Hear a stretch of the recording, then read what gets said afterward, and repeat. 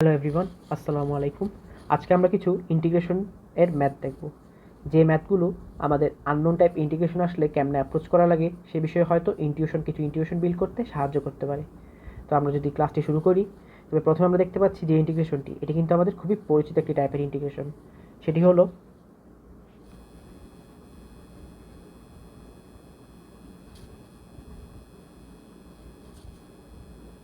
তো এই জাতীয় ম্যাথ আমরা কেমনে অ্যাপ্রোচ করতাম? আমরা উপরে নিচে এক্স স্কোয়ার দ্বারা ভাগ করতাম। এখন এই কাজটা আমরা কেন করতাম?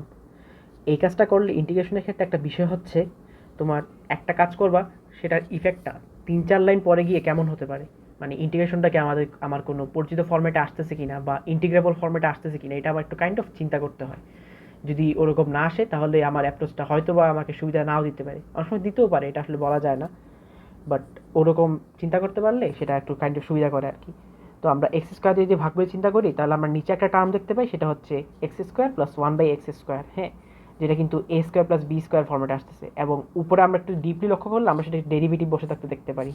তো আমাদের অলওয়েজ ইন্টিগ্রেশনের আরেকটা ব্যাপার থাকে, যে আমরা উপরে একটা ডেরিভেটিভ মানে কি ডেরিভেটিভ জেনারেট করার ট্রাই করি, মানে একটা ডিজের টার্ম জেনারেট করার ট্রাই করি আর কি। এটা আমরা ইজিলি জেনারেট করতে পারি যদি আমাদের ডিফারেন্সিয়েশনের নলেজ ভালো থাকে। তাহলে আমরা একটা জিনিস জেড যেখানে থাক, মানে ডিজেডটা যদি উপরে জেনারেট হয়ে যায়, তাহলে আমাদের ম্যাথটা করা কম্পারেটিভলি ইজিয়ার হয়ে যায়।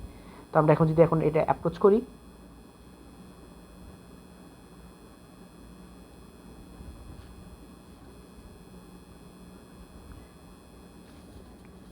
তো দেখো, এখন আমাদের উপরের যে টার্মটা আছে, এই উপরের টার্মটা পুরাটাই আমার একটা ডিজেড টার্ম, এবং ডিজেড টার্মটা হচ্ছে, আমি যদি পরের লাইন লিখি,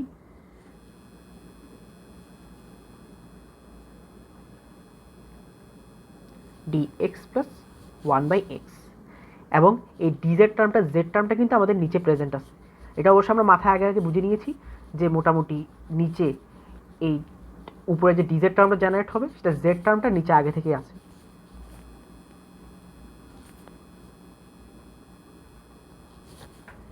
তো পরের লাইনে আমরা মোটামুটি এখন তো এটা খুব একটা পরিচিত ফর্মেটে চলে আসছে, যে dx by integral of dx divided by x square minus A square, যেটা ইন্টিগ্রেশন করলে আসে তোমার 1/2a ln x minus a divided by x plus a, যেটা আমরা একটা ফর্মুলায় জানি। তো আমরা এখন সেইভাবে যদি আমরা এ ম্যাটটাও দেখি, এ ম্যাটটা মোটামুটি ওভাবেই উপরে নিচে আমরা প্রথম যে কাজটা করবো, এক্স স্কোয়ার দ্বারা ভাগ করে দেবো,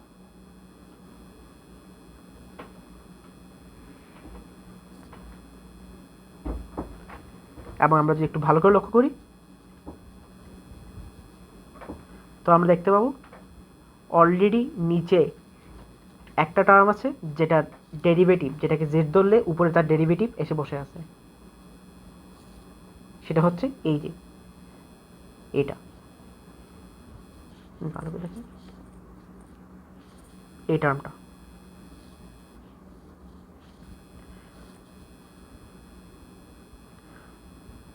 তো পরের লাইনে আমরা সেটাকে তাহলে এইভাবে লিখতে পারি, এবং নিচে অবশ্যই এটা Z টার্মটা।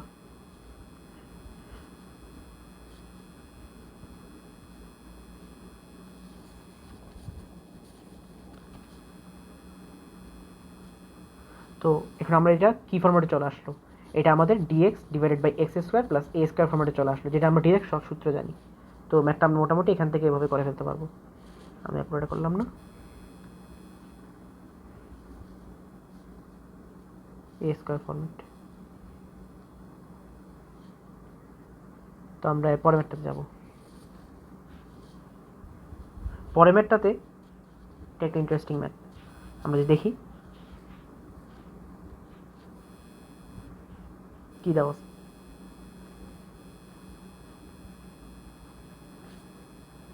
1 - 7 cos square x dx divided by sin to the power 7x cos square x। তো প্রথমে আমাদের একটা চিন্তা হতে পারে, যে আমরা অলওয়েজ সাইন বা কস টার্ম দেখলে আমরা কি চিন্তা করি বা করতে পারি, এদের কমন টার্ম টেনে নিয়ে আসা যায়।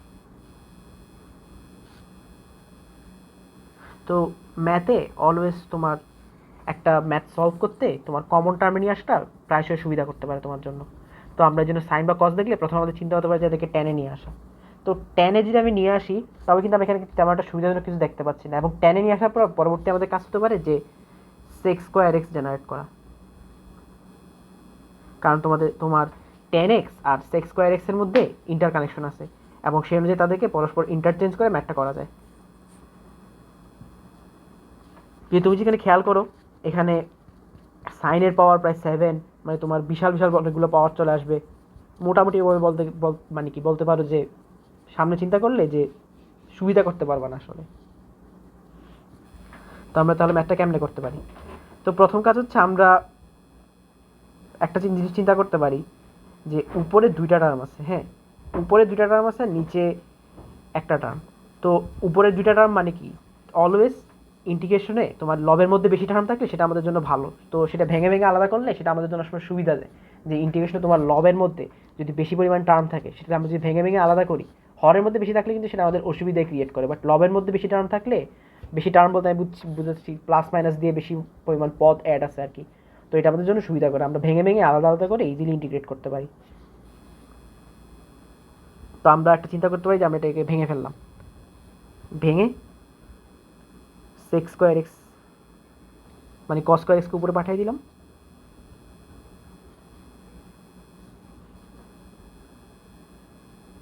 আর এটা অ্যাজ ইট ইজ রেখে দিলাম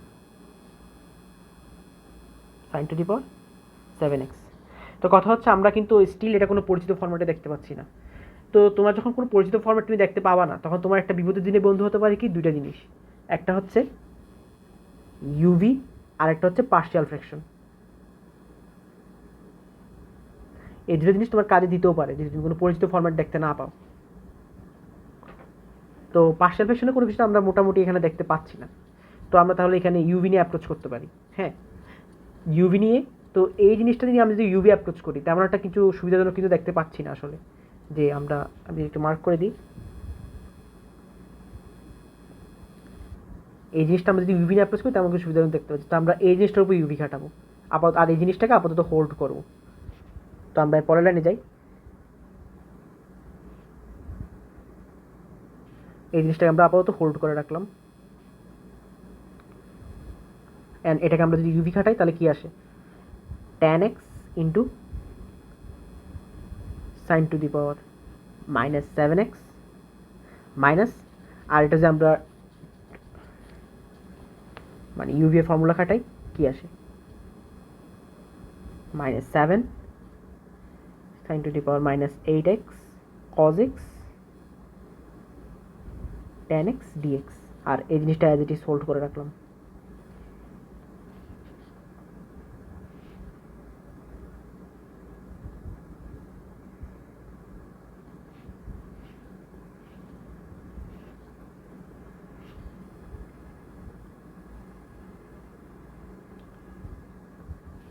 তো পরের লাইনে আমরা যদি যাই, এখন এই জিনিসটা খেয়াল করো,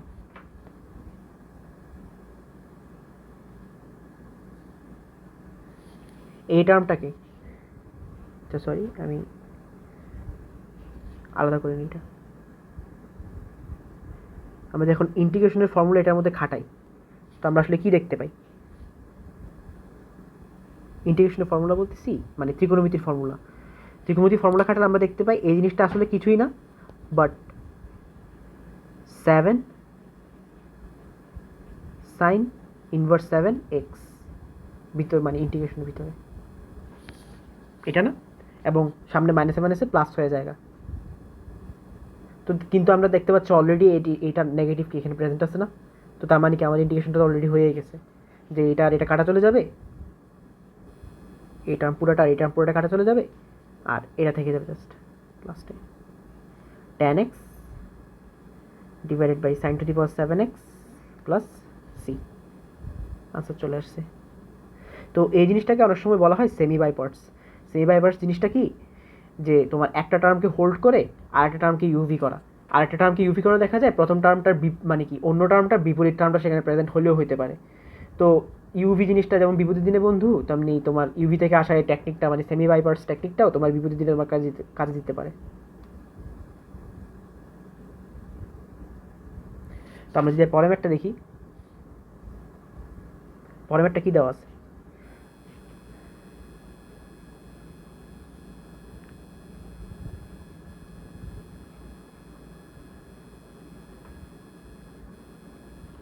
তো একটা বিষয় এখানে খেয়াল করো, তোমার যখন একটা বিষয় আমি সাজেস্ট করি, এটা একটু মনে রাখার ট্রাই করবা, যে তোমার লিমিট যদি একটা নিচে যদি লোয়ার লিমিট যদি এ হয় এবং আপার লিমিট যদি 1/a হয়, বা রিভার্স যদি ভাইস ভার্সাও হয়, তো তোমার অলওয়েজ সেক্ষেত্রে এক্সকে 1/t ধরে নাও। সেটা কী করে তোমার, তুমি কিংস রুলে একটা বিষয় খেয়াল করছিলে না কখনো, যে একটা টার্মকে আমরা আই ধরে নিই এবং সেরকম আরেকটা টার্ম কিংস রুল অনুযায়ী জেনারেট করি, তখন সেটা বলতে গেলে ইন্টিগ্রেশনটা রিডিউস হয়ে যায়, সহজ হয়ে যায়।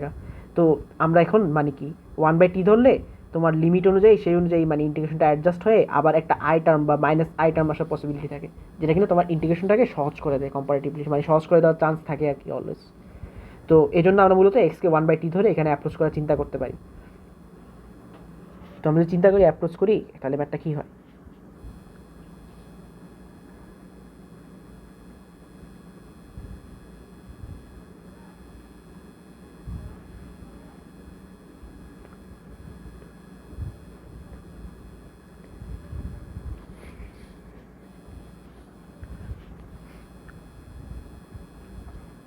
তোমার ইন্টিগ্রেট মানে লিমিটটা উল্টে যাবে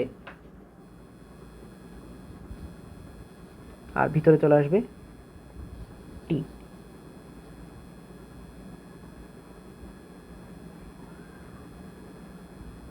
আর এক্স যদি 1/t হয়, তবে ডিএক্স কী হবে?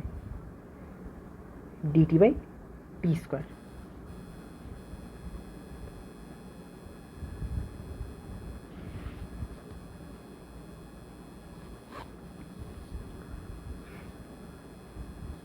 তো এর পরের লাইনে আমরা যদি দেখি, আচ্ছা একটু ভালো করে দেখি এটা।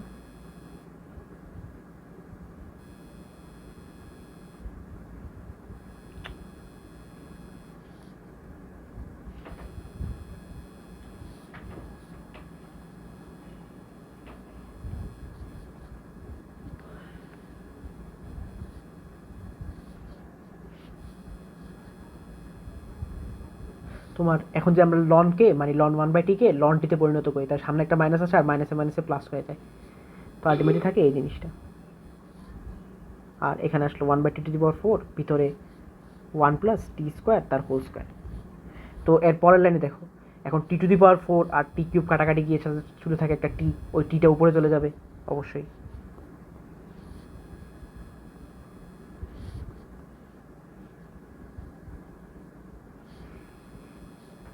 তো আমরা এখন ডেফিনিট ইন্টিগ্রাল একটা প্রপার্টি জানি, সেই প্রপার্টিটা কি, তোমার টি মানে কি টি অ্যাক্সিসের রেসপেক্টে ইন্টিগ্রাল করা যে কথা, এক্স অ্যাক্সিসের রেসপেক্টে ইন্টিগ্রাল করা তো সেম কথা কি কাইন্ড অফ।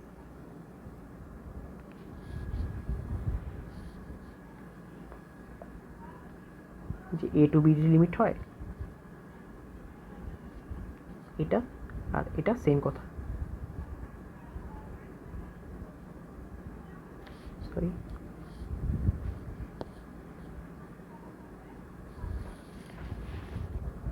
তার মানে কি এই জিনিসটা যেটা আর এই জিনিসটা সেম জিনিস হয়ে গেল না আলটিমেটলি, জাস্ট কি হচ্ছে লিমিটটা উপরে নিচে।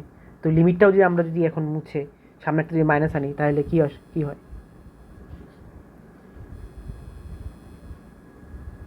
সামনে একটা মাইনাস চলে আসলে এই জিনিসটা যে কথা, এখন শুধু মাইনাসটা মানে কি কাউন্ট করলে এই জিনিসটাও কি সেম কথা না, মানে উপরে যে ইন্টিগ্রেশনটা মার্ক করে দেখাই, এই ইন্টিগ্রেশনটা যে কথা, তোমার উপরে ইন্টিগ্রেশনটাও সেম কথা।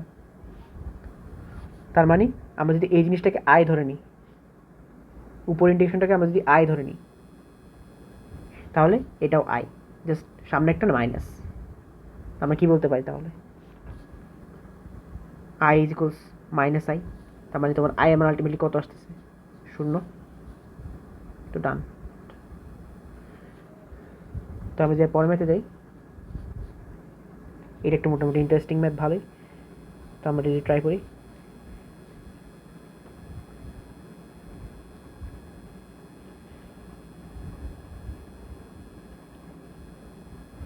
এটাও আমরা আপাতত কোনো পরিচিত ফরম্যাটে দেখতে পাচ্ছি না। তো এখন এই ম্যাথটা আমরা কেমনে অ্যাপ্রোচ করতে পারি?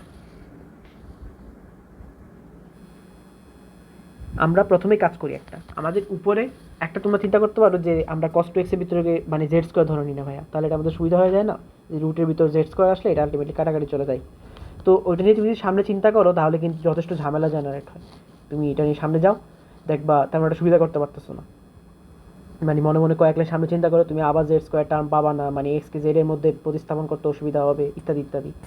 তো আমরা সেই অনুযায়ী করবো না, আমরা তাহলে আরেকটা কাজ করতে পারি যে রুট রাশিটাকে আমার উপরে না রেখে আমরা নিচে পাঠিয়ে দিতে পারি।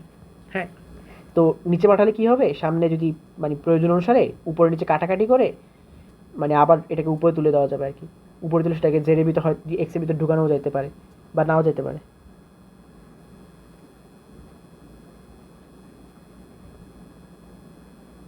আসলে মেবি আমার কথাটা বুঝো নাই, যে আমরা উপরে নিচে root over cos two S দ্বারা গুণ করতেছি কেন।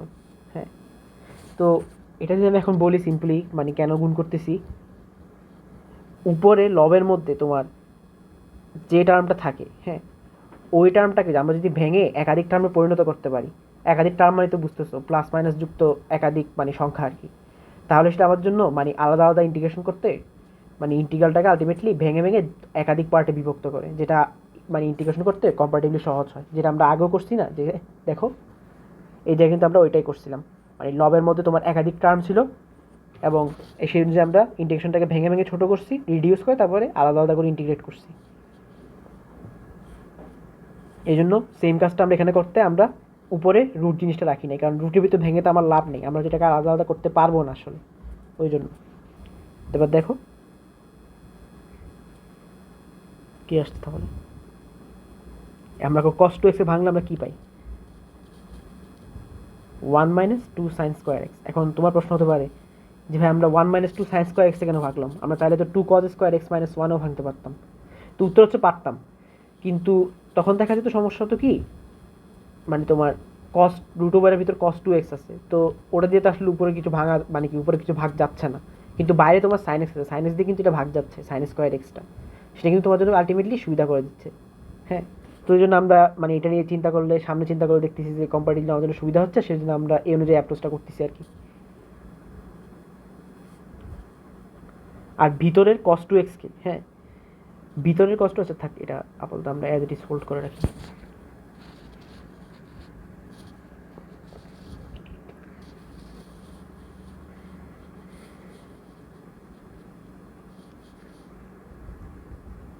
উপরে পাঠাই দিলাম, না উপরে না পাঠাই আমরা তো নিচেই থাকবে সাইন এক্স, আর ভিতরে থাকলো cos 2x। হ্যাঁ, minus 2 sine x divided by, তো এখন এই টার্মটা মানে সেকেন্ড টার্মটা কিন্তু ইজিলি ইন্টিগ্রেবল, তো ভিতরে আমরা দেখতেই পাচ্ছি কি আছে 2 cos স্কোয়ার এক্স মাইনাস 1, আর এই পুরোটা জিনিসটা আলটিমেটলি আমরা কি জানি, এই পুরো জিনিসটা হচ্ছে তোমার, আচ্ছা আমি একটু ভিন্ন কালার দিয়ে মার্ক করি, এই পুরো জিনিসটা হচ্ছে তোমার ডি cos এক্স বা মাইনাস ডি cos এক্স, যে কোনো একটা হবে। তো তখন এটা নিচে চলে আসে root over 2z square minus 1, তো 2 যখন আমরা রুট 2 সামনে কমন নিয়ে চলে আসি, তাহলে ভিতরে থাকে root over z square minus half. এখন dz divided by root over z square minus A square formula, তো এই টার্মটা আলটিমেটলি কি তোমার ইজিলি ইন্টিগ্রেবল হয়ে যাচ্ছে, তো এই টার্মটা নিয়ে আপাতত আমার মাথা ব্যথা নাই, তো এই জিনিসটা আপাতত ইন্টিগ্রেশন হয়ে গেল। আমরা আপাতত এই জিনিসটা নিয়ে মাথা ঘামাই, এই জিনিসটাকে আমি ইন্টিগ্রেশন করব। তাহলে তোমার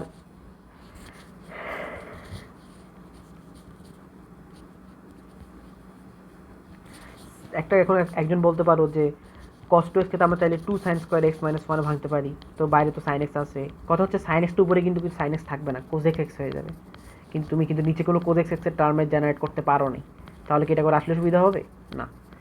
তো আমরা একটা এখন এখান থেকে যে কথাটা এখন বললাম সেখান থেকে আমরা একটা আইডিয়া চিন্তা করতে পারি, যে আমরা যদি উপরে এখন cos x পেয়ে গেলাম না, কোসেক এক্সের সাথে মানে কোসেক এক্স যে জেডটা ডিজেড হয় ডিএক্সের সাথে মিলে সেরকম কোনো টার্ম আমরা নিজে জেনারেট করতে পারি কি না, এটাকে আমরা চিন্তা করতে পারি? হ্যাঁ, অবশ্যই। তো এই কাজটা যে আমরা করি,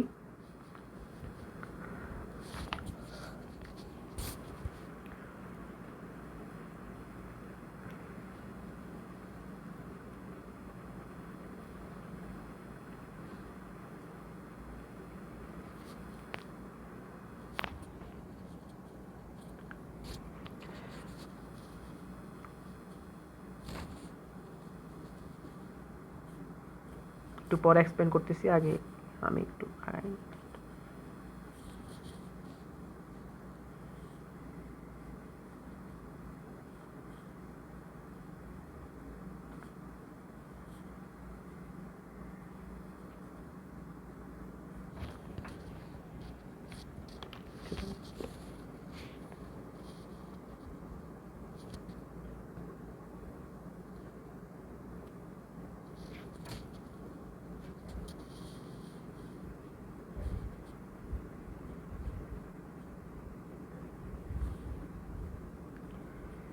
তো কথা হচ্ছে আমি উপরে সাইন এক্স আনলাম, উপরে আবার কোসেক এক্স স্কোয়ার এক্স করে দিলাম, মানে এখানে হচ্ছেটা কি আসলে? তো আমি বুঝলাম উপরে আমি কোসেক এক্স পাচ্ছি, তো নিচে আমি যদি সেই অনুযায়ী টার্ম জেনারেট করতে পারি তো আমার জন্য সুবিধা হয়ে যাবে না? মানে যাতে উপরের কোসেক এক্সটা সামহাও ডিজেডে পরিণত হয় এবং নিচে এটা সেটা জেডটা থাকে।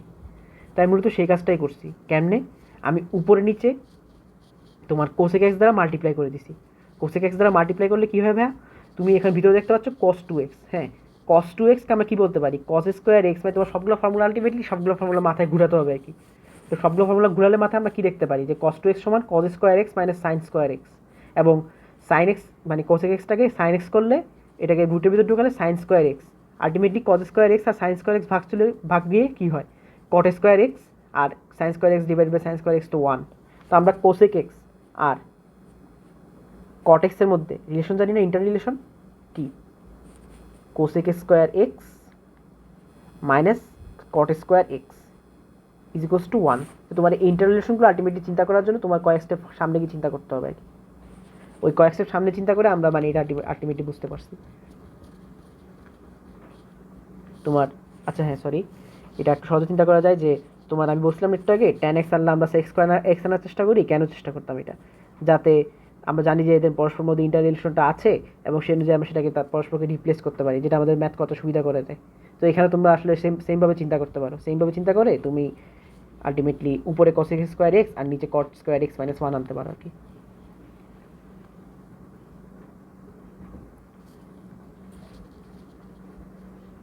তো আলটিমেটলি আমরা তাহলে এটা পেয়ে গেলাম। এখন এই টার্মটা ইন্টিগ্রেশন থেকে আমাদের কোনো ব্যাপার না। এটা অ্যাকচুয়ালি কি? এটা হচ্ছে তোমার D Z divided by Z square minus A square, এবং এটা তো আমরা ফর্মুলা জানি কি 1/a। আচ্ছা 1/a না, সাইন ইনভার্স এক্স বাই এ। তো সে অনুযায়ী করে ফেলবা। বাকিটা হোম টাস্ক থাকলো তোমাদের। তো আজকের ক্লাসটা এখানে শেষ হলো এবং ম্যাথটা আশা করি তোমরা বুঝতে পেরেছো, এবং হয়তো বা একটু বুঝতে হয়তো একটু উল্টাপাল্টা করতেও পারি। তো ক্ষমা সুন্দর দৃষ্টিতে দেখবা, আর আশা করি ম্যাথটা মোটামুটি ভালোই লাগতে পারে। মোটামুটি আজকের ক্লাসের শেষ ম্যাথ এটা। তো থাক, আসসালামু আলাইকুম।